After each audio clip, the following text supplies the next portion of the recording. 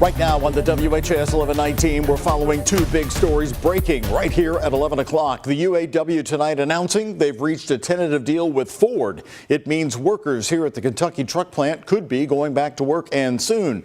We are at the Union Hall. We've been talking to them tonight. But first, ABC News is reporting that at least 20 people are dead in a mass shooting that's happening in Lewiston, Maine, that's north of Portland, Maine.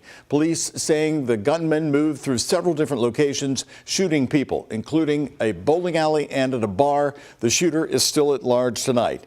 It's a story we're following for you right now. Hello, everybody. I'm Doug Proffitt. This is another horrific mass shooting, and the details have been getting worse within the past few minutes. The shooting unfolding at least two locations in Lewiston, Maine. That's a small town of 37,000, 45 minutes north of the city of Portland. At the moment, ABC News is reporting at least 20 people are dead. 20 people. Other reports from Maine are putting that number higher. Possibly up to 60 people have been wounded, injured as well. In the chaos, police did quickly release these very clear photos of the shooter holding his weapon, walking into the bowling alley. He's still unaccounted for tonight, but police did release this photo moments ago of his car from earlier. They are looking for it tonight. Police believe he moved through several locations, shooting, including that bar and a bowling alley. A nurse at Maine Hospital told ABC News that the shooting unfolded at the bowling alley during its youth night. Police have ordered people to stay in their homes. The manhunt is underway. The mayor of Lewiston saying tonight, quote, "I am heartbroken for our city and our people. Lewiston is known for our strength and grit, and we will need both in the days to come." Now, we're going to be keeping a close eye on this story as it develops throughout the next 30 minutes and ABC News updates, including a possible police briefing tonight. We're going to bring you new information before we go off the air here on the night team. Now to the other breaking story, and it's happening right here at home. Possibly some good news. The striking workers are off the picket line at the moment in Louisville. They left it quickly outside the Kentucky truck plant after the encouraging news that the UAW and Ford have reached a tentative deal. And this would possibly end the 40-day-long walkout if the union members okay the deal. UAW President Shawn Fain officially announcing the deal in a video at 8:30 tonight. We told Ford to pony up, and they did. We won things nobody thought was possible.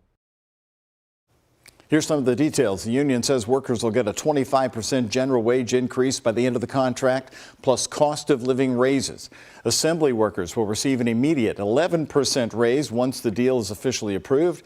Right now, WHAS 11 team's Alex Dieterer and photojournalist Addie Hill have been at the East End plant all afternoon long, and Alex is outside right now, the UAW Union Hall on Chamberlain Lane. So, Alex, you were able to get in there and talk to some folks. What are you learning about relief or skepticism with the workers there tonight?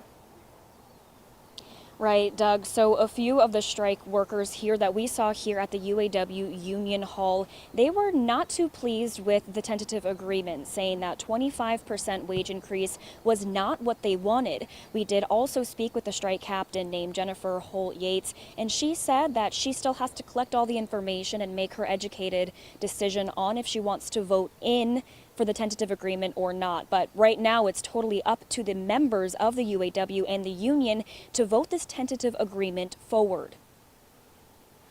So, Alex, you were there, right, really, as this news was coming down this afternoon. To describe the reaction you did see and what's next. When could a possible vote on this deal take place? Right, Doug. So we were at KTP, which is just down the road here from the Union Hall. We were at a picket line, and we were talking with some workers who were out there as a truck pulls up on the side of the street and says, "Put your pickets down," and everyone meet at the Union Hall. They all were told to meet here then to sign out for their picket line shifts because a tentative agreement had been met. And so there were hundreds of workers here. And as far as the timeline goes, it's again really up to the UAW members and the union members to decide if they want to vote on the tentative agreement, and that could come in maybe a week, but who knows at this time. Okay, Alex Dieterer reporting live tonight out on Chamberlain Lane outside the UAW Union Hall there near the Ford Kentucky truck plant. Thank you, Alex. We want to let you know that in a statement tonight, Ford CEO and President Jim Farley said they are pleased to have reached a new labor contract with the UAW. This coming from Ford, and he also says, quote, "We are focused on restarting Kentucky truck plant. Michigan Assembly Plant and Chicago Assembly Plant calling 20,000 Ford employees back to work and shipping our full lineup to our customers again. GM and Stellantis are still in negotiations tonight. New tonight on the night team, a federal grand jury has indicted the founder and CEO of the local veterans organization, the Veterans Club. Jeremy Harrell is accused of fraudulently receiving more than $100,000 worth of unemployment benefits from Veterans Affairs. The indictment says Harrell served in the U.S. Army from 2003 to 2004 and then later in the U.S. Army Reserve. He began receiving benefits in 2011 and agreed to inform the VA if he returned to work. In 2019, Harrell founded Veterans Club, which provides services to veterans like housing assistance and vocational training. Investigators say Harrell's volunteer work with the organization shows that he was capable of maintaining employment, making him ineligible to receive benefits. They add that he also did not report his true work activity with the organization to the VA. Now, we reached out to Harrell tonight, but we were told he couldn't comment at this time. His first court appearance is scheduled for next Wednesday. That's November 1st. The New Albany man convicted of killing his wife and another man at a gas station last year received his sentence today, and it was 240 years in prison. Sherrock Douglas shot his wife Brandy and a bystander at the gas station, Lauren Yell, in April of 2022. He then led police on a chase to the Onion Tea House on Charlestown Road, where he took the owner hostage. Douglas was eventually shot by police and arrested. In court today, his attorneys argued for the minimum sentence of 130 years. However, the judge handed down the 240-year sentence. Prosecutor Chris Lane called it a victory for justice. 240 years was just, and I'm very proud of that. Very proud that that message, as you said, was sent for justice's sake because of what happened. And I'm honored to be in this place today to be able to provide that for those families and victims in this community. Sherrock Douglas has another court case coming up for an alleged assault that happened while he was in the Floyd County Jail waiting for this trial.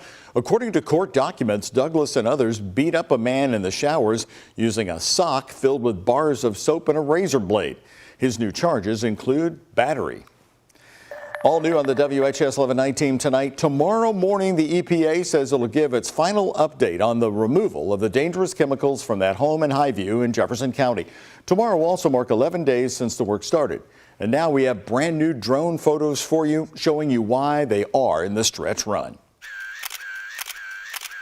The new drone photos cover 3 days, Monday through Wednesday of this week. Here's the Applegate Lane home. That's not the roof you're looking at. It's been taken right down to the floorboards at the beginning of the week.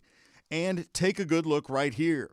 You are looking at the basement of the home, what they found piled up inside, wall to wall in the basement. With the flooring gone, the last step started kicking in. Now look at the basement cleared on one side, and notice how they also excavated the earth around the walls, even deeper into the ground. In this view, the Nicholasville, Kentucky environmental crew is working, scooping out the material and placing it in that red dumpster. And by Wednesday, real success. That's the Applegate Lane home, now only concrete walls of the basement existing. All of the trees are gone on the property, and it looks like it did when they built the home in 1960. Notice the gray and white shipping containers protecting the project. The neighbor's home is to the upper right. It is still standing. And this week, we told you that the man who owns the now demolished home got out of jail. This is Mark Kibble. He posted his bond of $10,000 on Monday of this week.